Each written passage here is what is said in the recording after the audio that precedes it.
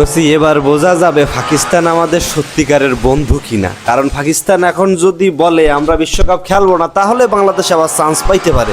এখন আমরা অপেক্ষায় আছি যে কখন আমাদের বন্ধু পাকিস্তান বয়কট করতেছে, বয়কট করলে পর আমরা খেলতে পারবো।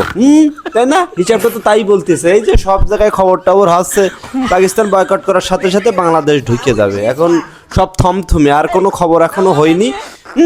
তবে নিপা ভাইরাসের জন্য ভারতে এই সমস্যা হচ্ছে বলে বিশ্বকাপ এই সমস্যা হইতে পারে সে নিয়েও খবর হচ্ছে, কিন্তু এখন জানি না যে খবর কতদূর কি। কারণ বিসিবির সভাপতি ছিল বুলবুল, এক রাত্রি শুনি যে সে চলে গেছে বিদেশ।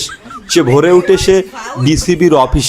এখন খবরও কেউ সঠিকভাবে বলতে পারতেছে না। বড় বড় নিউজ পেপার থেকেও যদি খবর হয় তাও 12 ঘন্টা পর যাচ্ছে উল্টে। তো এখন কোনো খবর শুনে বিভ্রান্ত হওয়ার দরকার নেই, যতক্ষণ অবধি না হচ্ছে, তাই না? হ্যাঁ